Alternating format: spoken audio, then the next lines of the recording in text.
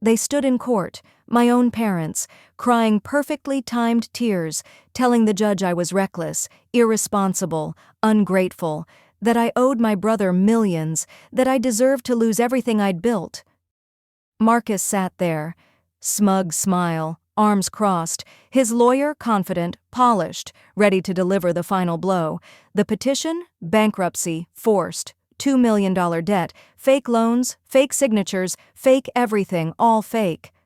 The judge flipped through the pages, slow, methodical, stopped, removed his glasses, looked up, not at the lawyers, at me. I read about this company in the news last week. The room froze. My mother's tears stopped midstream. Marcus went pale. His lawyer shifted uncomfortably. Because that company, the one in the news for revolutionizing AI, worth billions? Mine. And they had no idea. Hi, I'm Alexis Whitmore, and this is the story of how my family tried to destroy me in open court, and how one simple question from the judge destroyed them instead. Let me take you back to the beginning, because to understand how we got to that courtroom, you need to understand the house I grew up in, Boston. Old money neighborhood, tree-lined streets, big houses with perfect lawns, bigger expectations hanging in the air like smoke. My father, Richard Whitmore, built a financial empire from nothing, or so he liked to say. Legacy, structure, control, everything in its place. My mother, Eleanor, master of appearances, perfect dinners, perfect smiles, perfect tears when needed, and Marcus, my older brother, the heir, golden child, charming in that effortless way that made people forgive his flaws before he even showed them, ambitious. Everything he touched was praised, even when it was unfinished, even when it was mediocre. Me? I was the other one. Quiet. Different. Not rebellious in a loud way. No slamming doors, no screaming fights. I just didn't fit the mold. While Marcus talked about portfolios and networking dinners, I was fascinated by systems. How things worked, how they broke, how to fix unseen threats, how to build something that lasted. I remember one dinner when I was 16. I was excited, really excited. I'd been reading about machine learning, sketching ideas on napkins, predictive algorithms, market trends. I tried to explain it, words tumbling out. Father watched for a minute, then smiled. That condescending smile you give a child pretending to run a business with play money. That's a cute phase, Alexis. You'll grow out of it. Mother laughed lightly. Change the subject to Marcus's latest golf score. Those moments piled up. Quietly, steadily. Holidays where Marcus was praised for things he hadn't even finished yet. Conversations that stopped when I walked into the room. Compliments that always came with conditions. You're smart, Alexis, but if only you'd apply yourself to something practical. You're talented, if only you'd choose something respectable. No one ever sat me down and said, "We expect more from you." They didn't have to. It was in the silences, in the way my report cards were skimmed while his were discussed for hours, in the way my choices were questioned while his were encouraged without limit. I became the reliable one, the helper, the problem solver, the person who filled in the gaps without being asked, without keeping score. After college, I moved back home temporarily. Plan, save money, gain experience, apply to graduate programs. I paid for groceries sometimes, covered bills when something broke, picked up slack. It wasn't meant to be permanent, practical, temporary. Mother liked to say, "Your father just trusts you more." As if trust explained why responsibility only flowed one direction, as if being capable meant you no longer needed support. I told myself it didn't bother me. Families are complicated. Love shows up in different forms. If I stayed steady long enough, things would even out. Someday Father would look at me and see not just the dependable daughter, but someone worth celebrating too. That belief carried me into adulthood, into building something no one knew about, into hiding my success. Because by then, I'd learned the hard way. Success attracted the wrong kind of attention. Money hunters, gold diggers, men who saw dollar signs instead of me. So I separated my lives. Alexis Matthews in personal life, simple clothes, modest apartment, old car, Alexis Whitmore in business, mysterious CEO, no public face, no interviews, no photos. At 22, in that cramped apartment with a used laptop on a folding table, I created revolutionary AI software, predictive analytics, 97% accuracy on market trends, sold the first version for $10 million, reinvested, built more, better, smarter, stellar dynamics, founded at 23. Within 5 years, valuation hit $12.4 billion, youngest self-made female billionaire in the country, but no one in my family knew. Marcus joked I was still figuring things out. Mother asked too sweetly if I was okay financially. I said I was fine, safer that way. Silence protected me. I didn't realize it was also buying them time to decide what they thought I deserved. The shift started slowly. Marcus began calling more, not directly at first. Little messages slipped into group chats, comments during holidays. Heard text volatile right now, must be stressful not having stability. Always said with a smile, always framed as concern. Father started asking questions too, not about me, about risk, liability, whether people like me understood consequences. I felt the attention sharpen. Mother suddenly wanted updates, asked if I'd considered coming back more often, reconnecting, maybe talking to Father about opportunities. The word opportunities sat wrong in my stomach. It wasn't an invitation, it was an assessment. Then there was the dinner. Nothing dramatic happened, no argument, just an offhand comment from Marcus about hearing I'd finally landed something decent. He said it like a joke, but his eyes didn't laugh. They searched my face, waiting for confirmation, waiting to measure how much I'd grown without him noticing. I changed the subject. That night, I told James something didn't feel right. He didn't argue. He'd seen this pattern before, not the details, but the shape of it. The way curiosity turns into entitlement when certain people realize you might have something they didn't approve of you earning. 2 weeks later, the envelope arrived. Thick, official. My name printed too cleanly on the front. I remember standing in the hallway, keys still in hand, staring at it like it might move if I looked away. When I opened it, the words didn't register all at once. Bankruptcy, petition, creditor, amount owed, rounded, confident, precise. Marcus's name sat there like it belonged. I read it twice, 3 times. My hands didn't shake. My chest didn't tighten. What I felt was colder than fear. They weren't asking questions anymore. They had made a decision, and they were about to force me to answer it in court. To be continued in part 2. I didn't cry when I finished reading the filing. I sat down at the kitchen table and read it again. Slower this time. Every line, every number, every confident lie wrapped in legal language. They claimed my company owed Marcus nearly $2 million, payments I had defaulted on, bills I had ignored, agreements I had supposedly signed years ago. The tone wasn't angry or emotional. That was the part that scared me. It was calm, methodical, written to sound inevitable. This wasn't a threat, it was an execution plan. I called my lawyer and told her exactly what was in front of me. She didn't interrupt. When I finished, there was a pause on the line just long enough for me to brace myself. "They're trying to force a bankruptcy process," she said finally. "Not because it will hold up, but because it creates noise, delays, doubt." "So they know it's fake," I said. "Yes, and they're counting on you reacting emotionally instead of strategically." That's when the weight of it landed. This wasn't Marcus acting alone in a moment of jealousy. This took coordination, time, approval. Someone had to decide this was acceptable. Someone had to nod and say, "Go ahead." I thought of my mother's careful silences, my father's belief that discipline always looked like punishment, the way they closed ranks when something threatened the story they'd built about themselves. I didn't ask if they were involved. I already knew. The next few days blurred together. I pulled records, audits, bank statements. Every clean trail I'd spent years maintaining suddenly mattered more than ever. My lawyer asked for everything: payments, bills, correspondence, without rushing me. She wasn't worried. That steadiness became my anchor. "This only works if we let it," she said. "Truth has a way of surviving pressure."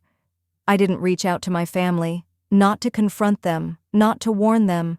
Silence was no longer protection. It was strategy. If they wanted to paint me as reckless, I would show up controlled. If they wanted chaos, I would give them precision. At night, when the house was quiet, the anger tried to surface. Not the explosive kind, the kind that asks dangerous questions. How could they? Why wasn't I enough? I didn't let it take over. Because this wasn't about proving them wrong anymore. It was about making sure their lives collapsed under their own weight, and the courtroom was where that collapse would begin. The courtroom was colder than I expected. Not physically, emotionally, the kind of cold that settles in your chest when every sound feels too loud and every movement feels watched. I arrived early, not to make a statement, just to breathe before everything collided. My lawyer sat beside me, already organized, already prepared, neat stacks of documents, payments, bills, audited records, calm in human form. She didn't ask how I was feeling. She didn't need to. She knew this kind of silence. Then my family walked in. They didn't come together. They never did when things mattered. My mother entered first, dressed in black like she was attending a funeral. Marcus followed, confident, relaxed, already shaking hands with his attorney. My father came last, posture straight, eyes forward, refusing to look in my direction. No one acknowledged me. That hurt more than I expected, not because I wanted comfort, but because it confirmed something final. This wasn't a misunderstanding. This was alignment. When the hearing began, Marcus's attorney spoke first. His voice was smooth, practiced. He described my company as unstable, overextended, poorly managed. He spoke about debts and obligations, about my pattern of avoidance, about the need to protect creditors. My mother started crying on cue, soft at first, just enough to be noticed. She dabbed her eyes, shook her head slowly like this was all breaking her heart. When she spoke, her voice cracked perfectly. "We gave her every opportunity," she said, "and she threw it all away." I felt something tighten in my throat. Not because the words surprised me, because she said them like they were a fact everyone already agreed on. My father nodded beside her. Just once, small, controlled. That nod landed harder than her words. Marcus didn't look at me. He stared straight ahead, hands folded, already imagining how this would end. In his version of reality, this courtroom was the final proof he'd been right all along. My lawyer didn't react. She didn't object, didn't interrupt. She waited. The judge reviewed the documents in silence, page after page. The room held its breath. I could hear the soft hum of the lights overhead, the scrape of a chair somewhere behind me. Then something shifted. The judge stopped turning pages. He removed his glasses and set them down carefully. Too carefully. He leaned back slightly and looked up, not at the lawyers, not at the papers, at me. The silence stretched. My pulse hammered in my ears. "I need counsel to approach the bench," he said. Both attorneys stood. Marcus's lawyer walked confidently at first. Halfway there, I saw his shoulders stiffen. My lawyer moved at the same pace she always did, unhurried, composed. They spoke in low voices. I couldn't hear the words, but I saw the color drain from Marcus's lawyer's face. His jaw tightened. He nodded too quickly. When they returned to their seats, the judge didn't put his glasses back on. "I have a question," he said, voice steady, carrying across the room. "About the company at the center of this petition." Marcus finally looked up. "Your Honor, with respect, the defendant is exaggerating her success. This is a small operation." "I haven't finished," the judge said, cutting him off cleanly. The room felt different now. Charged. Alert. I'm looking at audited financial records, the judge continued, lifting a page. They show consistent revenue growth, significant reserves, no indication of insolvency. He turned another page. I'm also looking at payment records that do not align with the obligations claimed in this petition. Marcus's lawyer shifted in his seat. And then there's this, the judge said, holding up another document. Signature analysis, independent, detailed. He looked directly at Marcus. These signatures do not match the defendant's handwriting. The air went thin. My father leaned forward slightly like he was trying to hear something better. My mother's hand froze in her lap. My lawyer stood. Your Honor, she said calmly, we are prepared to walk the court through each inconsistency. The payments referenced here do not exist. The bills cited were never issued. The alleged loan occurred during a period when the petitioner's own financial records show instability. She let that land. Furthermore, interfering with an active company through fraudulent filings carries serious implications. Marcus shot to his feet. This is ridiculous. She's twisting facts to protect herself. The judge's gaze didn't move. What concerns me, he said, is not her defense. It's your certainty. He turned a page, then another. Someone in this courtroom, he said slowly, is lying to my face. My chest loosened, just a fraction. The judge continued, and based on what I'm seeing, it is not the defendant. My mother's eyes darted to my father. He didn't look back. Marcus opened his mouth, then closed it. I am dismissing this petition, the judge said, with prejudice. He paused, then added, this matter will also be referred for further review. My lawyer placed a hand lightly on the table. Not on me. She didn't need to. This was already done. Court officers approached Marcus and his attorney. Quiet words, serious expressions. My family suddenly looked smaller, folded in on themselves. As we stood to leave, my mother reached for my arm. Alexis, she whispered, panic creeping into her voice. We were trying to help. I looked at her hand, then at her face. No, I said quietly. You were trying to be right.